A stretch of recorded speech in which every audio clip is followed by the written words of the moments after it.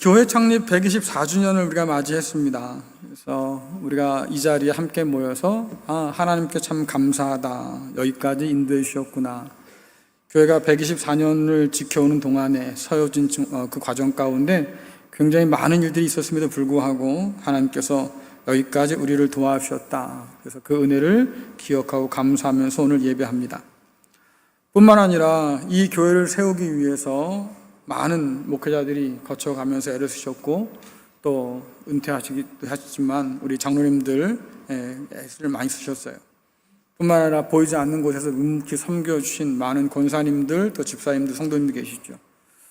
그분들이 아니었으면 오늘 우리도 없는 건데 모두에게 이 자리를 빌어서 감사드립니다. 지금까지 인도하신 하나님의 은혜가 여러분 삶에도 가득 넘쳐 흐를 수 있기를 간절히 축원합니다. 교회 고마워요. 교회 창립 124주년 기념주일 설교를 준비하면서 어떤 말씀을 나눌까 생각을 해봤어요. 그러다가 우리 교회 초기 역사를 좀 살펴봤습니다. 양평장로교회 100주년 기념사를 보면서 우리 교회가 어디서 출발했는지 어떤 과정이 있었는지를 한번 다시 되짚어 봤습니다. 창립기념회가 1902년으로 되어 있지만 이것은 기록으로 확인된 것이 그렇기 때문에 우리가 2년으로 되었죠. 하지만 좀 더 이전에 교회가 섰을 수도 있겠다, 이런 심증을 가지고 있습니다. 우리 교회가 세워지기 전에도 이미 양평 지역과 여주 지역, 이천 지역을 중심으로 해서 선교사님들이 열심히 복음을 전하고 계셨어요. 또 그렇게 활발하게 복음이 전해지는 가운데 구춘경이라고 하는 인물이 등장합니다. 사진 한번 보여주시겠습니까? 네, 저분이에요. 잘생기셨죠? 네. 근데 이분이 어떤 분이냐면 이력이 화려합니다. 1895년도에 명성황후 시해 사건이 있었지요. 그 사건을 기점으로 해서 저분이 1000명의 의병을 이끌고 일본 제국주의에 항거했던 분이에요. 사대부 출신의 의병 대장이었습니다. 그러니까 민족을 위해서 참 많은 관심을 가졌던 분이시잖아요. 근데 그 당시에 그 우리나라를 바라보면서 절망감이 있던 거예요. 야, 총과 칼만 가지고는 이 민족이 이 어둠에서 벗어날 수 없겠구나. 그럼 어떻게 이 민족이 가지고 있는 이 어둠을 밝히고 일어설 수 있을까 고민하다가 그 눈에 띈 것이 뭐냐면 기독교였습니다. 그래서 1897년에 제 발로 선교사님을 찾아가요. 그리고 내가 예수를 믿겠다고 얘기하지요. 하지만 한동안 세례를 받지 않았습니다. 이유가 뭐냐면 이분 마음 가운데 기독교는 나라를 세우기 위한 하나의 통로였던 거예요. 그런데 그렇게 믿음 생활을 감당하다가 어느 날 하나님을 정말로 제대로 만나게 되고 난 다음에 세례를 받지요. 세례를 받고 그가 전도자의 길을 걷는데요. 자기 집 마당에 높은 장대를 세우고 그 끝에 십자가를 달아 누워서 집을 교회로 하나님께 드립니다. 낮에는 성경책을 들고 이천이나 양평이나 여주의 이 험한 산길들을 돌아다니면서 복음을 전했어요. 그리고 밤에는 나라를 위해서 통곡하며 기도했던 분이 바로 이분이죠. 이분께서 복음만 전한 게 아니에요. 일제의 잘못된 일에 대해서 항거하고 또 독립의식을 고취시키고 이런 일들을 병행하니까 일본 사람들 눈에 가신 거예요. 가뜩이나 성가셔 죽겠는데 이제는 교회를 통해서 또 사람들을 만나고 복음을 전하면서 독립운동을 지원한다, 이런 생각을 하는 거죠. 그러다 보니까 안 되겠다, 없애버리자, 이런 생각을 하게 된 거죠. 그래서 결국 그 일제의 그런 그 포갑에 의해서 우리 구춘경 전사님과 또 그의 맏아들 되신 분도 전사님이셨는데 아버지를 도우러 왔다가 그만 잡히게 됩니다. 그래서 이천 장터 회나무 아래서 처형당했다, 이렇게 돼 있어요. 그 처형에 대한 기록을 제가 다른 곳을 한번 찾아보니까 그 당시에 그 기록들이 그렇습니다. 손과 발을 잘랐다. 그리고 아들과 아버지를 총살해 죽였다. 이것이 기록이었어요. 이런 과정 가운데 우리 교회가 1902년도에 탄생하게 되었다, 이런 기록을 가지고 있는 거죠. 제가 그 이야기를 읽으면서, 우리 교회의 출발에 대한 이야기를 읽으면서 제 마음 가운데 사라지지 않는 질문 하나가 생겼습니다. 그것이 뭐냐면 124년 전에 굶주림과 핍박 속에서도 목숨을 걸고 이 교회를 세우고 지켜왔던 그 믿음의 선배들과 우리는 정말로 같은 마음을 가지고 이 자리에 앉아 있는가라고 하는 질문이에요. 그분들 가슴 속에 불타오르던 십자가, 그 주님을 향한 사랑, 또 복음에 대한 확신, 정말로 그것이 오늘 우리 마음 가운데 동일하게 고동치고 있을까?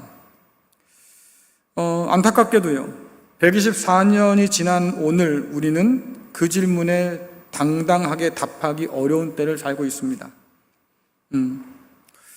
요즘 시대를 신사사시대라고 얘기해요. 구약 성경에 나오는 사사시대와 꼭 닮았다고 해서 신사사시대라고 이야기하죠. 이 신사사시대를 살아가고 있는 우리가 앞으로 어떤 길을 걷고 어떻게 나가야 될까, 이 문제를 고민하면서 오늘 저는 두 가지 본문을 사용할 겁니다. 사사기의 본문과 예레미야서의 본문을 사용할 거예요. 이 두 본문을 가지고 124년을 지나서 우리가 125년 또 다른 100년으로 나갈 때 과연 어떤 길을 걸어갈 것인가를 한번 돌아보려고 하는 거죠. 성경의 사사시대 그리고 지금의 신사사시대를 성경은 이렇게 정의합니다. 사사기 17장 6절 말씀 같이 읽겠습니다. 시작. 그때에는 이스라엘의 왕이 없었으므로 사람마다 자기 소견에 옳은 대로 행하였더라. 아멘. 사람마다 자기 소견에 옳은 대로 행했다. 쉽게 말하면 자기 멋대로 살았다, 이런 뜻이에요. 그런데 그 원인이 뭐냐니까 그때 왕이 없었다, 기준이 될 만한 분이 없었다라는 뜻인데, 실상 사사시대 영적 타락은 왕이 없었기 때문에 생긴 타락이 아니에요. 왕이신 하나님을 인정하기 싫었기 때문에 생긴 문제인 거죠. 하나님께서 분명히 그들에게 왕이 되어 주셨고, 그렇죠? 그 백성을 이끌고 그 땅을 허락해 주셨고 하나님만을 섬기며 살도록 만들어 주셨습니다. 하지만 이스라엘 백성들의 마음 가운데는 하나님보다는 우상이 더 가까웠어요. 왜? 우상은 자기 마음대로 주무르기가 쉽거든요. 하나님은 하지 마라, 하라, 이 말이 명확하게 구분되는데 우상은 그런 게 없어요. 그저 내가 원하는 대로 그렇게 응답하고 일한다고 생각하니까 하나님은 부담스럽고 우상은 편하죠. 그러니까 우상에게 마음 뺏겨 살았다. 왜? 자기 마음대로 멋대로 살고 싶어서. 결국 사사기 11장이 전하는 이 이야기들, 특별히 에브라임 산지에 사는 미가라고 하는 사람을 중심으로 펼쳐진 이야기들은 그 당시에 이스라엘 백성들이 얼마나 타락했는가를 우리에게 아주 적나라하게 보여줍니다. 미가라고 하는 이 이름은 여호와와 같은 자가 누구냐, 누가 여호와와 같으냐, 이런 질문의 이름이거든요. 그러니까 실상 그 질문에 대한 답은 없다는 거예요. 우리 하나님만이 유일하시다, 이런 의미를 가지고 있는 이름입니다. 그러니까 이름만 보면 그 집 믿음 좋은 집 같아요. 그렇죠? 아들에게 그런 이름을 지어줄 정도라고 하면 부모님들도 믿음을 좋은 분들이겠다, 그러니 믿음 좋은 집안의 자제구나, 이렇게 생각할 수 있겠는데, 사건을 읽다 보면요, 이름과는 좀 전혀 다른 모습의 그런 그 미가가 보입니다. 그가 집안에서 어머니의 막대한 재산을 몰래 훔쳐요. 그렇죠? 어디서 훔쳤다고요? 집안에서. 누구 돈을? 어머니 돈을. 그러면 한번 생각해 보세요. 내 부모를 공경하라고 했던 그 율법도 이미 끝났고요. 그렇죠?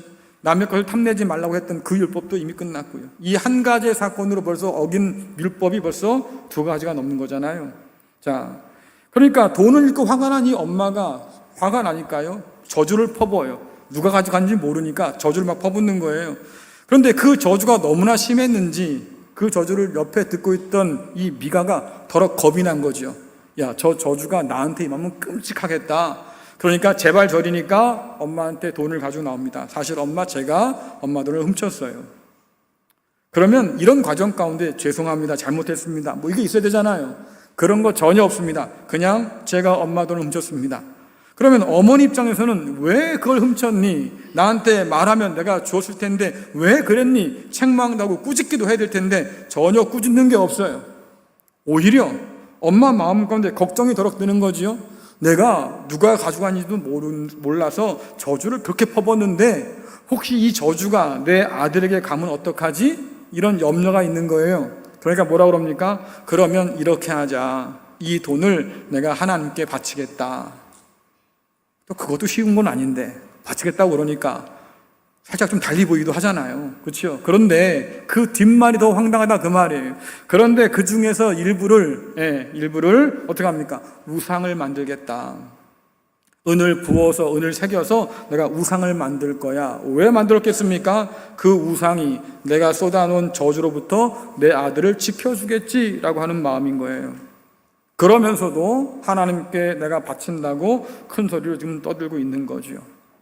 앞뒤가 안 맞아요. 우상을 만들지 말라고, 섬기지 말라고, 내게 있게 하지 말라고 분명히 말씀해서 불구하고 이 일들을 버젓이 행한다고 하는 거지요. 그래서 하나님을 섬긴다고 하긴 하는데 그 마음 가운데 하나님을 두려워하는 마음이 없었다. 하나님을 그들이 인정하지 않았다. 그래서 제 마음대로 하고 살았다. 그래도 되는 줄 알았다. 이런 얘기인 거지요. 한술 더 떠서 미가는요, 자기 집에 신당을 차립니다. 제사장에 오신 에봇, 제법 값이 나가는 옷입니다. 왜? 보석도 달아야 되니까. 그 옷을 만들어서 또 자기 아들을 제사장으로 세워요. 레위인 밖에는 제사장이 될 수 없음에도 불구하고 레위인이 아닌 자기 아들 가운데 자기 멋대로 제사장을 세운다 그 말이에요. 뿐만 아니라 신의 뜻을 점칠 수 있다고 하는 드라빔을 만들어서 가정에 둡니다. 가정이 하나의 신당이 되어버린 거예요. 미가는 이거에 만족하지 않고 말씀 보니까 지나가던 레위인을 발견합니다. 그리고 불러요. 당신 어디 가는데? 뭐 먹고 살 건데? 우리 집에 와서 당신이 제사장이 되면 내가 당신의 먹을 것과 쓸 것을 공급해 줄게. 그래서 레위인 사람을 제사장으로 고용합니다. 그래서 가정재단의 신상에 그리고 에봇과 그리고 레위인 제사장까지 갖출 건 다 갖춘 거예요. 자, 그러니까 어떡합니까? 이제는 하나님께서 내게 복을 줄 거야. 이것이 그의 기대였어요. 막대한 돈을 들여서 우상을 만들고 막대한 돈을 들여서 에봇을 만들고 그리고 제사장까지도 사비로 고용해서 사적으로 고용해서 말입니다. 그렇게 모든 걸 갖춰놓고 그가 기대하는 건 뭐겠어요? 이제 하나님께서 내게 복을 줄 거야. 이런 형태의 신앙을 오늘날 뭐라고 말하냐면 하나님을 사유화했다 이렇게 표현합니다. 마치 우상처럼 하나님을 내 손에 쥐락펴락하려고 하는 그런 시도다라고 얘기하는 거죠. 더 중요한 건 뭐냐면 이렇게 미가가 끔찍한 일을 저질렀다고 하면 본래적으로 그 사회는 이런 신앙에 대해서 경계하고 그를 책망하고 징계하는 게 맞습니다. 그런데 누구도 미가에 대해서 아무 소리를 하지 않아요. 그게 뭡니까? 돈 좀 있다는 사람들은 자기 집에다가 이렇게 신상을 만들고 신전을 만들고 제사장을 고용해서 자기를 위해서 복을 빌게 하는 이런 일들이 비일비재했다고 하는 거죠. 그만큼 그 시대는 하나님을 이용하고자 했던, 하나님을 우상처럼 여겼던 그런 시대인 거예요. 그러니까 물을 수밖에 없는 거죠. 미가는 정말로 어떤 하나님을 섬겼을까? 이게 중요한 거잖아요. 여러분, 지금이야 동물복지법이 많이 발전했습니다. 그렇죠? 그래서 동물도 이제는 좀 더 좋은 환경에서 키워야 되고 학대를 방지하는 법도 생기고 그랬잖아요. 하지만 예전에는 안 그랬어요. 특별히 아파트 같은 데서 이 애완견을 키우지 못하게 돼 있을 때니까 그때는 소리를 내고 짖으면 안 되거든요. 그래서 어떻게 합니까? 개의 목젖을 잘라요. 짖지 못하게. 또 듣고 짖으니까 듣지 못하게 귀의 고막을 찢어버립니다. 놀라지 마세요. 예전에 우리가 했던 일들인 거예요. 뿐만 아니라 요즘에는 그런 것도 나왔어요. 전기 충격기. 목에다 이렇게 하고 짖을 때 목젖이 움직이니까 짖으려고 하면 찌릿찌릿한 거죠. 그래서 짖지 못하도록 막는 장치도 달기도 했어요. 왜 그럽니까? 통제 안 되는 걸 통제하려고. 제가 왜 이 말씀드리냐면 미가가 원한 하나님도 그런 방식이었겠다. 가정재단에 모셨다고 하는 하나님이지만 그 하나님에게도 그런 짓을 했겠구나. 왜? 미가가 하나님께 원했던 것은 노라고 하는 답이 아니잖아요. 이젠 여호와께서 내게 복을 주시겠지. 내가 무엇을 바라든지 무엇을 원하든지 하나님은 예스 해줘야 되는 거죠. 그게 아니라고 하면 다른 이야기를 할 수 없는 구조인 거잖아요. 더군다나 제사장을 고용했어요. 월급을 주고 먹을 것을 주고 말입니다. 직업처럼 고용을 했어요. 그러다 보니까 그저 주인의 복을 빌어주는 제사장일 뿐인 거죠. 다른 얘기를 하면 잘리잖아요. 그 마음에 들지 않으면 내보낼 수밖에 없는 거잖아요. 이런 일들이 그 당시에도 여전히 있었다. 그럼 이것이 도대체 무엇을 의미하는 것이냐라고 하니까 사사시대는 철저하게 돈으로 종교를 사고 팔던 시대였다. 서비스를 받는 사람 입장에서 돈을 지불하고 서비스를 받는 그런 종교 서비스가 횡행했다. 하나님의 축복을 소비하려는 타락의 시대다라고 우리가 정의할 수 있는 거죠. 하나님 말씀이 내 삶을 재단하고 나를 수술하도록 내어드리는 것이 마땅할 텐데 불구하고 그 말씀을 내가 판단한다 그 말이에요. 내 입에 맞지 않는 말씀은 골라서 튕겨내고 내 입에 듣기 좋은 내 입에 맞는 그런 말들은 취하고 결국 여러분들이 물건을 고르듯이 내 마음에 드는 물건 고르고 비용 지불한 것처럼 그렇게 영적인 일들도 소비하는 그런 시대가 되었다고 하는 거예요. 하나님이 있을 그 자리에 내가 앉아서 하나님 말씀을 이리저리 심사하고 내 기분에 맞으면 순종하고 손에 될 것 같으면 가차없이 무시해버리는 시대가 미가의 시대였다. 그래서 미가가 섬기던 하나님이 도대체 어떤 하나님이냐라고 하니까 내 삶의 평안을 보장해주는 조정 가능한 하나님, 내 말에 혹은 내 기도에 언제나 예스만 해야 되는 하나님. 결국 여러분들 가정 수호신 내지는 은을 부어 만든 우상과 별반 다르지 않는 그런 모습이었다고 하는 거지요. 거기에 여러분들 천지를 지으신 하나님은 보이지 않지요. 온 우주 만물의 주인이시다. 역사의 주관자가 되신다. 능력이 심히 크시고 한이 없으시다. 이런 하나님을 발견할 수 없을 만큼 하나님은 우상만큼이나 작아지게 되었다. 안타깝게도 이스라엘 백성들은 바벨론에 망할 때까지 이 고질병을 버리지 못합니다. 결국 그 병 때문에 망하고 쫓겨남을 당하니까요. 문제는 이것이 과연 남의 이야기일까? 이게 문제인 거죠. 기독교라는 포장지를 화려하게 덮어 썼어요. 하지만 여전히 자기 욕망을 꿈꾸고 그 욕망을 투영한 우상을 섬기는 신사사시대를 우리가 오늘 사는데 우리와는 관계가 없는 이야기라고 말할 수 있을까? 여러분, 코로나 이후의 세상은요 정말 많이 변했죠. 우리가 원해서 변한 게 아니에요. 그런 변화가 우리에게 찾아와서 어쩔 수 없이 지금 맞춰져 가고 있는 중이잖아요. 자, 근데 이 변화가 너무나 커서 세상이 뒤집어졌는데 그와 더불어서 교회도 이 영향 아래 지금 놓여 있습니다. 예외가 아니에요. 그래서 많은 사람들이 코로나 이후에 어떤 경향을 갖고 살아가냐면 영성? 오케이, 좋아요. 신의 존재? 한 믿을 수도 있어요. 하지만 특정 종교에 속하기는 싫어 라는 사람들이 점점 더 늘어가지요. 얼마 전에 한 예능에서 화제가 됐던 장면들이 있다고 그래요.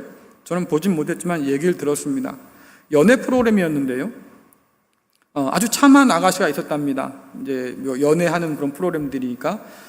그런데 그 전까지는 인기가 많았대요. 관심도 보이는 사람도 많았고. 근데 마지막에 이제 본인이 나는 교회 다닌 사람이에요. 성가대 봉사하고 있습니다. 이 한마디에 그렇게 관심 갖던 사람들이 다 관심을 내려놨다는 거죠. 왜 그럴까?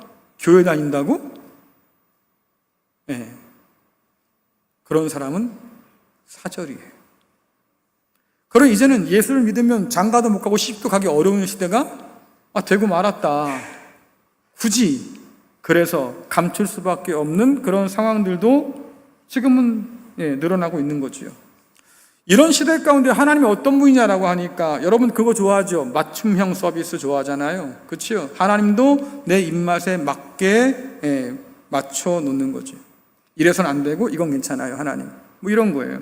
하나님의 모든 것을 다 받아들이고 그 말씀 앞에 순종하려고 하는 것이 아니라 내 기분에 맞는 것, 내 입맛에 맞는 것만 골라서 나머지는 다 버려버리는 것들. 개인 맞춤형 신들이 늘어가고 있다. 그래서 제가 믿는 하나님과 다른 누가 믿는 하나님이 같을까를 고민할 수밖에 없는 그런 시대가 이제는 도래했다. 사람들에게 가장 선호되는 하나님의 형상들은 그렇습니다. 내 마음을 알아주고 상처를 치유해주는 따뜻한 상담가. 그 이상도 그 이하도 아닌. 평소에 내 삶에 크게 간섭하지 않아요. 하나님 그냥 알아서 살게요. 걱정하지 마시고 그냥 놔두세요. 내가 알아서 할게. 하나님 언제 필요한 거예요? 내가 어렵고 힘들 때, 나를 도와줄 때, 그때만 좀 날 도와주세요. 나머지는 내가 알아서 할게. 이것이 요즘 사람들의 생각 가운데 크게 자리 잡고 있다고 하는 거죠. 그러니 우리가 질문할 수밖에 없는 거예요. 과연 세상이 믿는 그 하나님이 성경의 그 하나님이실까? 여러분들, 교회의 이 현실이 모르겠습니다. 우리는 그래도 코로나를 빨리 극복한 교회 중에 하나라고 생각하는데요. 아직도 40% 이상의 사람들은 떠나서 돌아오지 않아요. 왜 그럴까요? 익숙해진 거잖아요. 함께 모여서 예배하는 것이 성경적이야 라고 말해도 불구하고, 아니요, 나는 그냥 편하게 엮일 것도 없고 섞일 것도 없이 그냥 편하게 그냥 인터넷에서 예배 드릴게요. 자, 아프신 분들, 또 요양원에 계신 분들, 혹은 정말로 바빠서 교회에 출석하기 어려운 분들, 이분들 제외하고 말씀드립니다. 오해하지 마세요. 어쩔 수 없는 상황에서는 방법 없잖아요. 그렇게 해도 예배 드리려고 애를 써야지. 그런데 그 사람들 중에 어떤 이들은 교회에 엮이기 싫어요. 그냥 편하게 예배 드릴래요. 그래서 돌아오지 않는 사람들이 40%가 넘어요. 이게 오늘날 교회 현실이다. 모르겠습니다. 여러분들이 볼 때 교회 현실이 어떻게 보이는지 모르겠지만, 목사인 제가 볼 때는 상당히 암울한 때가 되었습니다. 이제는 교회가 교회 스스로 절망한 때가 되었어요. 예전에는 해보자 이런 마음도 많이 있었는데, 요즘에는 교회가 교회를 향해서 그런 말을 하죠. 교회는 끝났어. 교회가 소망을 잃어버린 그런 시대를 우리가 살고 있어요. 그래서 묻게 되는 거죠. 우리가 믿는 하나님은 과연 어떤 하나님일까? 예언자들을 보내서 그 백성을 목이 터져라 부르고 내게 돌아오라 말씀하시는 그분일까? 우리를 찾겠다고 그 아들을 통해서 친히 우리 가운데 오신 그 아버지일까? 우리가 믿는 하나님 도대체 어떤 분일까? 나는 그 하나님을 어떤 마음으로 대하고 있을까? 돌아오라고 부르시는 하나님과 싫다고 거부하는 이스라엘 사이에 이 줄다리기가요, 무려 500년이 지나도록 끝나지 않습니다. 사사시대 때 이어졌던 그 줄다리기가 통일왕국시대, 분열왕국시대, 그래서 이스라엘이 망하고 유다가 망할 때까지도 이 씨름은 끝나지가 않아요. 자기를 위해 우상을 섬기는 그것이 이스라엘 백성 가운데 고질병이 되었고, 그들은 하나님의 음성에 귀를 기울이지 않으려고 했습니다. 그 완고한 마음을 가지고 이스라엘 백성들의 예언자들을 핍박하기도 했고, 하나님 말씀에 노골적으로 저항하기도 했지요. 예레미야는 이스라엘 말기에 부름받은 사람이에요. 그러니까 바벨론으로 말미암아서 이스라엘이 무너질 것을 봤던 사람인 거잖아요. 그러니 그러지 말자고 하나님께서 보내셔서 백성들을 부르셨음에도 불구하고 그들이 예레미야의 말에 귀를 기울이지 않습니다. 그러니까 마음 가운데 좌절감이 심한 거예요. 두 손 들어 다 들고 싶은 만큼 기쁜 좌절을 맛보게 된 거죠. 하나님께서 이제 끝이라고 말씀하셔서 너희들에게 나를 보내셨는데 어떻게 너희가 나한테 이럴 수 있냐? 제발 듣고 돌아와라. 안 들으니까 마음이 괴로워요. 그래서 예레미야를 눈물의 예언자라고 그래요. 백성들을 위해서 하도 울어서 그만큼 간절함에도 불구하고 그런 거절당한 사람이었습니다. 자, 예레미야서 6장 10절 말씀 보겠습니다. 시작. 내가 누구에게 말하겠습니까? 누구를 향해 경고하겠습니까? 누가 내 말에 귀를 기울이겠습니까? 이스라엘 백성은 귀를 막고 있어서 내 경고를 듣지 못합니다. 그들은 여호와의 말씀을 비웃으면서 그 말씀에 귀 기울이기를 싫어합니다. 아멘. 땅을 치고 가슴을 치며 회개도 모자란 상황이잖아요. 죄를 뒤집어 쓰고 말이죠. 베옷을 입고 하나님 잘못했다고 그렇게 빌어도 모자랄 판이라 그 말이에요. 참 아이러니한 건 뭐냐면, 여러분 잘 아시는 요나는 니느웨 성에 가서 이방 사람에게 이 말씀을 그대로 전했습니다. 하나님께서 너를 심판하신단다. 그 말을 듣고 그 니느웨 사람들이 다 뒤집어져 가지고 하나님 앞에 베옷을 입고 회개하지 않습니까? 하나님이 그 성을 용서했어요. 그런데 하나님 백성이라고 하는 이스라엘 백성 가운데 예언자에서 말씀하시는 불구하고 그들이 듣지를 않습니다. 귀를 닫아버려요. 심지어 예언자를 치고 감옥에 가두기도 하고 더 이상 말하지 말라고 입을 닫아버리려고 하기도 하고, 그러니 마음 가운데 굉장히 심각한 좌절감이 있는 거지요. 그래서 오늘 말하는 겁니다. 하나님, 내가 누구에게 가서 말하라고 하십니까? 누구를 향해서 내가 경고해야 됩니까? 아무도 들으려고 하지 않는데 내가 이 말을 해서 뭐 하겠습니까? 이 얘기들을 지금 꺼내놓는 거예요. 하나님 말씀을 비웃고 그것에 귀를 기울이지 않는 이 백성들, 언제까지 하나님 참으시도록 이러십니까? 나만 괴롭습니다. 이런 얘기를 쏟아놓는 거죠. 하나님께서 많은 사람을 찾겠다고 하신 것이 아니잖아요. 예레미야 주신 말씀이 뭡니까? 예레미야야, 예루살렘 거리를 한번 왔다 갔다 살펴봐라. 너희 가운데 정말로 그 한 사람, 내가 찾는 그 한 사람만 있어도 내가 그 성을 사할게, 멸하지 않을게. 그 한 사람 없어 망한 거 아니겠습니까? 그러면 이스라엘 백성들의 귀가, 눈이 멀고 닫혀서 더는 하나님의 음성을 들으려 하지 않았다고 하는 거예요. 오늘 읽은 13절 이하에 보면 이스라엘 상황들이 나옵니다. 가장 작은 자로부터 큰 자까지 탐욕을 부린다. 다른 번역에 의하면 돈을 사랑한다고 표현해요. 선지자로부터 제사장까지 다 거짓말을 행한다고 고발하지요. 그들의 거짓말은 하나님의 진노하려는 백성들의 죄에 침묵하기 때문에 일어난 거짓말들이에요. 그리고 뭐라 합니까? 다 잘 될 거야. 하나님은 분명히 말씀하십니다. 너희들 망한다. 경고했어. 조심해라. 빨리 돌아와야 돼. 하지만 거짓 선지자나 제사장들은 그렇게 하지 않았습니다. 괜찮아. 잘 될 거야. 왜? 우리는 하나님 백성이니까. 이 거짓말로 사람들을 속였던 사람들. 그러니 한번 생각해 보세요. 들어야 할 사람은 듣지 않고요, 말해야 할 사람은 말하지 않아요. 그러니 그 백성이 어떻게 살 수 있겠어요? 그런데도 하나님이 포기가 안 돼요. 다시 한번 예레미야를 보내십니다. 자, 예레미야서 6장 16절 17절 같이 읽겠습니다. 시작. 여호와께서 이와 같이 말씀하시되 너희는 길에 서서 보며 옛적 길 곧 선한 길이 어디인지 알아보고 그리로 가라. 너희 심령이 평강을 얻으리라 하나 그들의 대답이 우리는 내가 또 너희 위에 파수꾼을 세웠으니 나팔 소리를 들으라 하나 그들의 대답이 우리는 듣지 않겠노라 하였도다. 아멘. 16절에 이 말씀에서 길이 나오는데 이 길은 갈림길을 뜻합니다. 탐욕과 거짓의 길과 하나님께서 따라오라 하신 옛적 선한 길, 둘 중에 하나를 택할 수밖에 없는 지금 갈림길에 놓여 있다. 그만큼 너희들은 중요한 때를 살고 있다. 여기서 무엇을 택하냐에 따라서 너희들의 운명이 결정된다, 그 말이잖아요. 옛적 선한 길이라고 하는 것은 하나님과 함께 걸어왔던 바로 그 길이에요. 하나님 말씀에 순종하고 하나님을 사랑하고 하나님만을 섬기며 살아왔던 바로 그 길. 광야 가운데서 길이 없었지만 그러나 하나님의 인도하심을 따라서 걸어왔던 바로 그 길. 온갖 우상 가운데서도 오직 하나님 한 분만을 기뻐하며 따라왔던 바로 그 길. 그 길을 따라와라. 왜? 그래야 너희가 살고 평강을 얻을 거다라고 말씀하셔요. 지금 이스라엘 백성에게 필요한 것이 뭐냐라고 하니까 타락한 선지자와 제사장들이 말하는 그 거짓된 위로가 아니라고 하는 거죠. 평화하다, 평화하다, 하나님 복 주실 거다, 걱정하지 말아라, 이런 식의 이야기가 아니라고 하는 거예요. 왜? 그런 식의 이야기로 아무리 해봐야 백성들이 상황을 파악하지 못합니다. 죄악을 끊어내지도 않고 가증한 일을 하면서도 말입니다, 얼굴빛 하나 변하지 않는 뻔뻔함을 가지고 산다.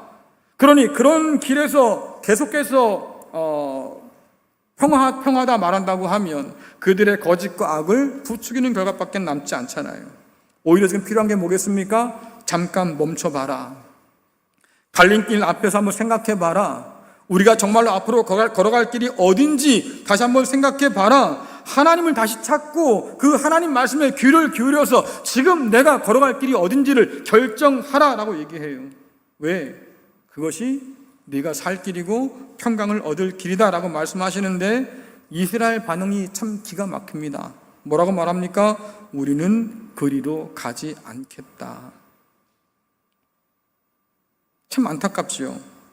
살라고 부르는데 끝까지 그 길을 거절하고 죽음의 길로 내달아요. 결국 여러분들 패망의 길을 걷게 되어서 망하고 쫓겨남을 당합니다. 신사사시대를 산다고 하는 오늘 우리 뿐만 아니라 한국 교회에 여전히 중요한 갈림길에 전 서 있다고 봐요. 아까도 말씀드린 것처럼 목회적 상황이, 교회적 상황들이 그렇게 썩 좋지 않은 때를 우리는 살고 있으니까. 하나님을 버리고 떠나서 자기 소견에 옳은 대로 살고 싶어하는 사람들이 많은 이 세상 가운데서 다시 하나님께로 돌아와서 하나님과 함께 걷는 선한 옛길, 그 길로 우리가 과연 걸어가려고 할까? 세상이 부추기는 넓은 길과 주께서 명령하신 좁은 길이 있는데 말이죠. 그 좁은 길은 자기를 부인하는 길이거든요. 십자가를 지는 길이고요. 그래서 주님께서 걸어가신 것처럼 그 주님을 따라 걷는 길이라고 분명히 말씀하시고, 그 길을 따라 걷지 않으면 너희들은 내 제자가 될 수 없다고 분명히 못 박아 말씀하셨으니, 오늘 우리가 어디로 걸어갈지 결정 짓는 것은 결국 우리의 아주 중요한 운명을 결정 짓는 거다, 그 말이에요. 여러분들 어떠세요? 124년이 지나고 이제 125년으로 들어갈 텐데 우리는 앞으로 어떤 길을 따라 걸을까? 그리로 가지 말고 내게로 돌아오라는 하나님의 그 간절한 음성이 오늘 우리 귀에 들릴까? 어떻습니까? 여러분 그 음성을 들으세요? 들으세요? 여러분 들어야 살아요. 안 들리면 문제인 거예요. 이미 우리가 하나님께 벽을 쌓았고 귀를 닫고 눈을 감고 있다는 증거일 테니까. 하지만 하나님은 여전히 우리 가운데 오셔서 우리를 불러주십니다. 너희가 걸어갈 길이 남아있다고, 그러니 다시 일어서라고, 엉뚱한 길로 가지 말고 내가 내 앞에 펼쳐놓은 그 길로 따라 걸으라고 우리를 불러주신다, 그 말이에요. 그냥 부르신 게 아니잖아요. 내가 너와 함께 한다고, 끊을 수 없는 내 사랑을 내가 너에게 공급해 주었다고, 그러니 너는 이 길을 의심 없이 따라와 걸으라고 주께서 말씀하시는데, 오늘 우리는 어떤 판단을 가지고 있을까? 목숨 걸고 진리를 사수했던 구충경 전사님처럼, 또 믿음의 선배들이 주님을 따라서 걸어간 그 길을 따라서 우리가 과연 끝까지 걸어갈 수 있을까? 문화가 중요한 게 아니에요. 세상이 어떻게 흘러가든 중요한 건 우리가 하나님 앞에서 어떤 결단을 가지고 지금 서 있는가가 참 중요하겠지요. 지금까지 인도하신 하나님께서 앞으로 우리가 걸어갈 그 길도 인도하여 주시고, 지금까지 우리를 도우신 하나님께서 그때까지도 도와주실 것을 믿습니다. 우리는 오늘 124년이라고 하는 이 위대한 역사적 성취를 자랑하기 위해서 이 자리에 모여 있는 것이 아니에요. 그렇다면 폭주도 터뜨리고 난리 했겠지. 하지만 그런 걸 위해서 우리가 이 자리에 모인 게 아닙니다. 견디며 걸어왔던 긴 시간들을 자랑하면서 우리가 이렇게 오래된 교회야 자랑하고 싶은 것도 아니에요. 어려운 때에 비교적 교회 여러 사역들이 잘 이루어지고 또 많은 분들이 교회에 등록해서 우리가 이전처럼 회복하는 과정 가운데 있습니다. 그래요. 이렇게 커진 덩치를 갖게 되었다고 자랑하고 싶어서 지금 이 자리에 모인 게 아니에요. 오히려 지금까지 인도하신 하나님을 기억하고 감사하기 위해서 이 자리에 모인 것이고, 이 교회를 세우기 위해서 헌신하신 수많은 믿음의 선배들을 기억하기 위해서 이 자리에 모인 것이고, 뿐만 아니라 앞으로 우리가 걸어갈 그 길들의 어떤 길일까 한 번 더 살펴봐서 이제는 우상과 내가 왕이 되어서 자기 소견에 옳은 대로 살고 싶어하는 이런 모든 교만들을 다 내려놓고 주님께서 원하시는 바로 그 길, 하나님께서 돌아오라 하셨던 바로 그 옛길, 그곳에 우리의 마음을 두고 결단하고 따라가기 위해서 이 자리에 모여 있는 거죠. 오늘도 저와 여러분은 걸어갈 길이 있어요. 탐욕으로 얼룩진 거짓된 길이 아니고 하나님의 영광을 위해 부름받은 바로 그 길, 다른 무엇보다도 하나님을 기뻐하며 살아가는 바로 그 길, 그 길로 저와 여러분은 부름받았지요.